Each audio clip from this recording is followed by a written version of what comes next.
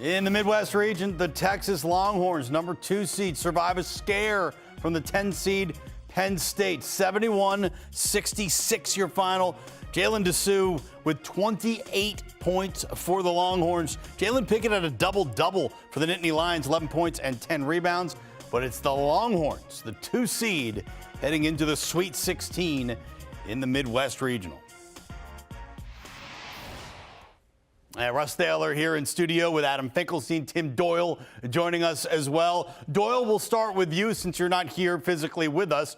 What'd you think of the Longhorns pulling through when maybe they didn't have their best stuff, had a tough time shooting from 3 in this game?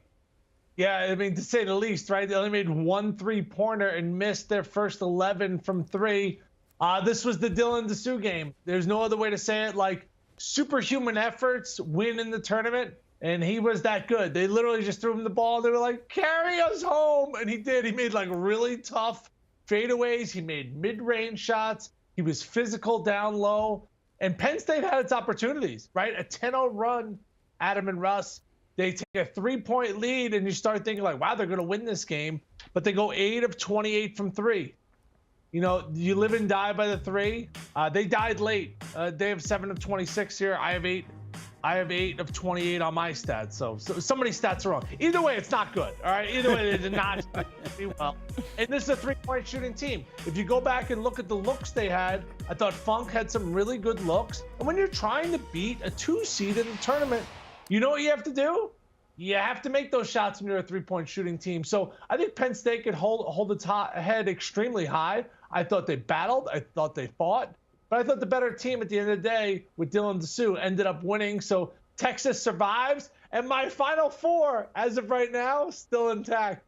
Yeah, you're one of the few, the proud in that way. A lot of brackets have been busted up. What did you think of the Longhorns' performance? I thought that this game was, in many ways, a microcosm of their entire season. Because just when their backs were against the wall and it looked like they were going to be done, down by 3, Penn State takes that lead with under 5 minutes to go. What do? They respond. They score, I think it was 7 straight possessions, and just really turned it on offensively. They dominated the paint. They didn't make threes, but they dominated the paint, shooting over 50% from 2-point.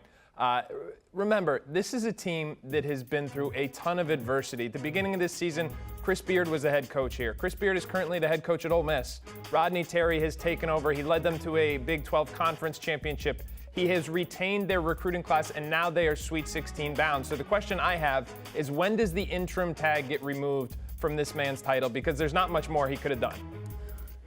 Before we push forward on the Longhorns and see what you guys think about how far they can go in this tournament, Tim, I got to bring you in about Micah Shrewsbury, the head coach of Penn State. You said the Nittany Lions should be proud of what they've done and what they've been able to accomplish. A lot of schools and programs are taking a look at Micah Shrewsbury right now. He might have some decisions to make. Do you think he's back in State College next season or somewhere else? Yeah, he's not going to be back in State College. That's okay. I mean, you know, they do not have basketball history there at Penn State, right? You have to go way back to like the Crispin brothers in the backcourt with Calvin Booth. You know, Taylor Battle got them to a tournament. I played against Penn State throughout my 4 years in the Big Ten when I was at Northwestern, and they were always down by us. We were bottom dwellers then. And so the fact that he has gone there, rejuvenated this program, brought them national spotlight. He's an Indiana guy with Indiana roots. And from all the accounts that I hear, that he's going to Notre Dame. Now, I'm at the gym today, right? The guy's like, oh, we got to fire Matt Painter at Purdue. I'm fine with if you want to fire a coach. I don't care what sport it is. But you better have a worthy replacement. Might be one here. I don't think Matt Painter's going to lose his job, right? You always want to be careful what you wish for. But if you're going to fire a coach, fire that guy. Have a replacement in place. But I think at the end of the day, Shrewsbury will be off to Notre Dame. He'll be back in his home state. I see that as a likely fit. Adam, what do you think? Well, if it's not Notre Dame, it's going to be Georgetown. I think, quite frankly, those are the 2 schools that are targeting him. And it's understandable why he wants to make this jump. He said it the other day. You know, he's just such an honest guy. Somebody asked him, is he going to be at Penn State next year? He said, I don't know. And this is in the midst of the NCAA tournament. So he doesn't play the posturing games like some of these other coaches they do with the media. He's just very honest. He also said, hey, I couldn't get a job a few years ago. This was, Brad Stevens' top assistant with the Boston Celtics. He got back into the college side to try and get a college head coaching job at Purdue. Comes to Penn State. Penn State gives him an opportunity, and he really just totally turns the program around in less than a season. And I'll tell you what, I think Texas might have gotten away with one today, because you do not want to get into a half-court execution game with a Micah Shrewsbury-led team. That's what happened today. Fortunately for Texas, Penn State didn't make shots, because they're a team that, to your previous point, usually excels at making shots. Micah Shrewsbury is an execution coach. They executed, but they didn't make shots today, so their run stops. But I think, again, Micah Shrewsbury, whether it's Georgetown, Notre Dame, or something else, or if he goes back to Penn State, I'll tell you this, it'll certainly be with more years and more money. Well, decision time is upcoming for Penn State and for Micah Shrewsbury.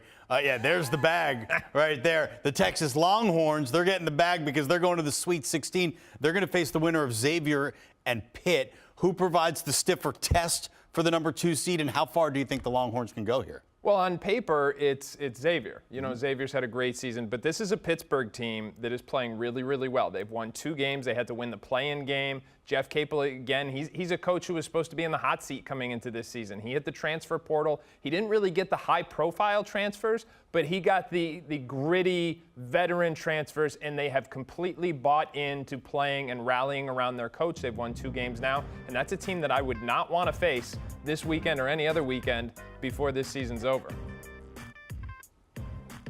Tim, what do you think?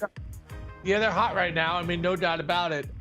Xavier, some would say was lucky to win their game against Kennesaw State. Took a late blitz from them. They were really outplayed for 30 minutes in that game.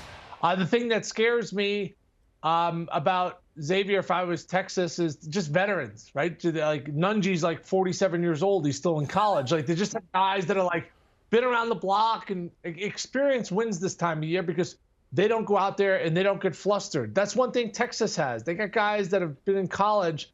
Rice has been in college since the Obama administration. Dessou, he's been at multiple schools. He's a 4-year guy. Like, this is the time of year where that experience really starts to pay off. If Penn State makes a couple more threes, they win this game. But, the three-point shooting in this tournament, I know the analytics rule, but teams are shooting 31% from 3. You know what you need to do once in a while? Shoot some 2s. So good for Texas. Like Texas, they made 1 3 in this game. You know what they didn't shoot? A lot of 3s. They were like, 3s aren't going in. We're getting the ball to Dessou. I thought that was the difference in the game. They made a conscious effort to get Dessou the ball. You know a team that would still be playing if they made a conscious effort to get their big guy the ball?